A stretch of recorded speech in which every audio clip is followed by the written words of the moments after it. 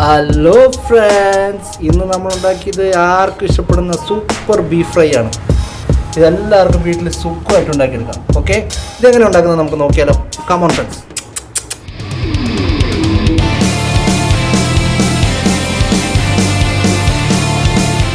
Hello friends, welcome to my channel. കൂട്ടുകാരെ, ഇന്ന് നമ്മൾ ഉണ്ടാക്കാൻ പോകുന്നത് കിടിലൻ ബീഫ് ഫ്രൈ, അല്ലെ പോത്ത് പൊരിച്ചത്. നല്ല കോട്ടയം സ്റ്റൈൽ തന്നെ വെച്ച് കളഞ്ഞേക്കാം.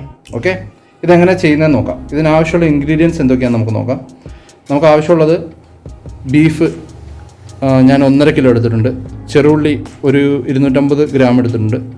പിന്നെ ഇഞ്ചി, വെളുത്തുള്ളി, കാശ്മീരി റെഡ് പവർ, പിന്നെ മല്ലിപ്പൊടി, ഗരം മസാല, ഇത് നമ്മുടെ പെരുംജീരകം, പച്ചമുളക്, കരിവേപ്പില, തേങ്ങ കൊത്ത്, മഞ്ഞൾപ്പൊടി, ഗരം മസാലപ്പൊടി, ഇത് ഉപ്പ്, ആവശ്യത്തിന് എണ്ണ. ഓക്കെ, നമ്മളിതെങ്ങനെ ഉണ്ടാക്കുന്നതെന്ന് നമുക്ക് നോക്കാം. വരും. നമുക്ക് ആദ്യമായിട്ട് ചെറുള്ളി ഒന്ന് അരിഞ്ഞെടുക്കാം. അങ്ങനെ ജസ്റ്റ് ഒന്ന് ഒരു 3-4 കട്ട് അരിഞ്ഞെടുക്കാം. ഇത് അങ്ങനെ എല്ലാ ചെറുള്ളിയും ഇഞ്ചിയും തേങ്ങാക്കൊത്തും എല്ലാം നമുക്ക് അരിഞ്ഞെടുക്കാം. ഓക്കെ,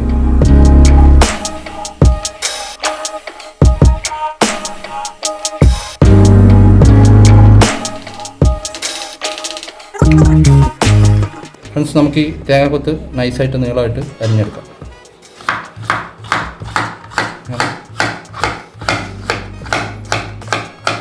ഞാനിപ്പോൾ നീളത്തിലെടുത്തേക്കുന്നത്, നിങ്ങൾക്ക് ഏത് ഷേപ്പിലുള്ള അരിഞ്ഞെടുക്കാം.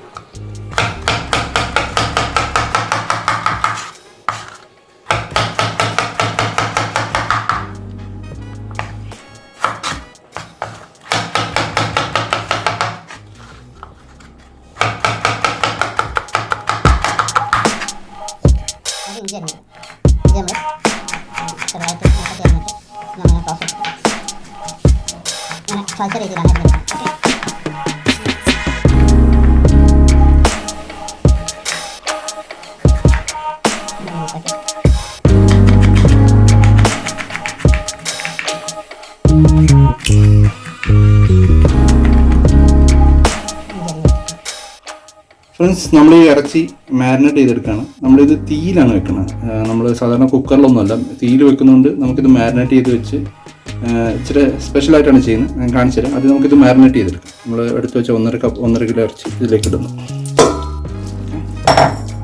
നമുക്കിതിലേക്ക് മുളക് പൊടി ഒരു 4 ടേബിൾ സ്പൂൺ മുളക് പൊടി. 1, 2, 3, 4 ഞാൻ എടുത്ത് വെച്ചാണ്. 4 ടേബിൾ സ്പൂൺ മുളക് പൊടി ഇട്ടു. അതേപോലെ തന്നെ മല്ലിപ്പൊടി ഇട്ട് കൊടുക്കാം. മല്ലിപ്പൊടി അധികം വേണ്ട, ഒരു 3 ടേബിൾ സ്പൂൺ മതി. 3 ടേബിൾ സ്പൂൺ മല്ലിപ്പൊടി. മഞ്ഞൾപ്പൊടി ഒരു 1/2 ടീസ്പൂൺ മഞ്ഞൾപ്പൊടി ഇട്ട് കൊടുക്കും. ഇനി ഉപ്പ് 2 ടീസ്പൂൺ വേണം. ഒരു 1.5 ടീസ്പൂൺ ഇപ്പോൾ ഇട്ട് കൊടുക്കാം. ഇത് ഗരം മസാലയാണ്. ഗരം മസാല നമുക്ക് 1.5 ടീസ്പൂൺ ഇട്ടേക്കാം. പിന്നെ മീറ്റ് മസാല എടുത്ത് വെച്ചിരുന്നു, ഇത് 1.5 ടീസ്പൂൺ ഉണ്ട് ഇട്ടേക്കാം. ഓക്കെ, ഇതിൽ അധികം മസാല വേണ്ട. നമുക്കിതൊന്ന് ഇളക്കി യോജിപ്പിക്കാം.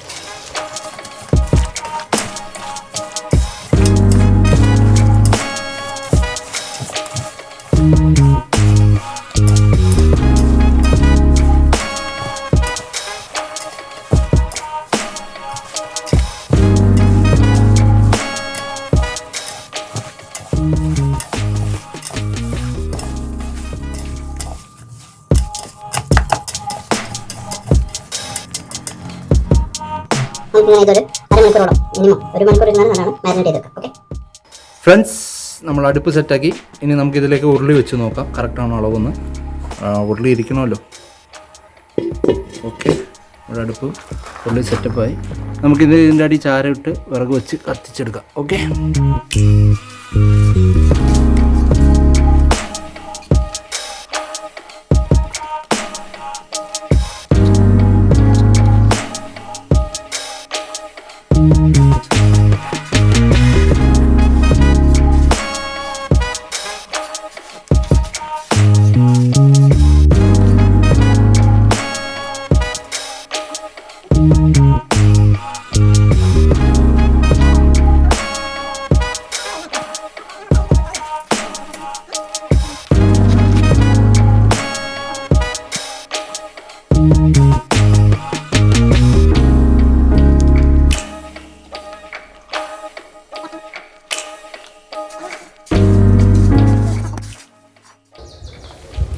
ഇഞ്ചി വെളുത്തുള്ളി നല്ലതായിട്ടൊന്ന് മുരിച്ചെടുക്കും.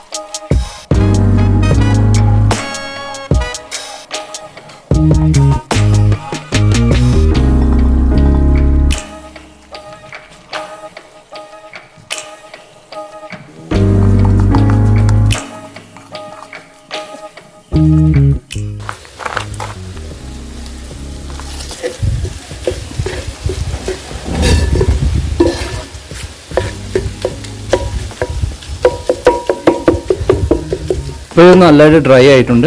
നമുക്കിനി സ്ലോ ഫയറിൽ വെച്ചിട്ട് നല്ലതായിട്ട് വരട്ടിയെടുക്കാം. ഓക്കെ,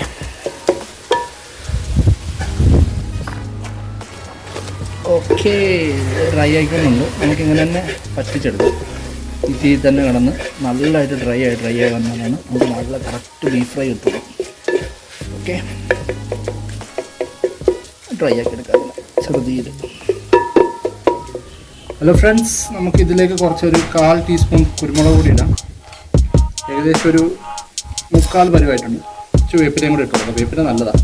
വേപ്പിലാണ് എൻ്റെ ടേസ്റ്റ്. 2 തണ്ടിൻ്റെ വിസിറ്റ് നല്ലതായിട്ട് ട്രൈ ചെയ്യാം. അത്രയും മതിയവർക്ക് മതി. കുറച്ചുകൂടെ നല്ലതായിട്ട്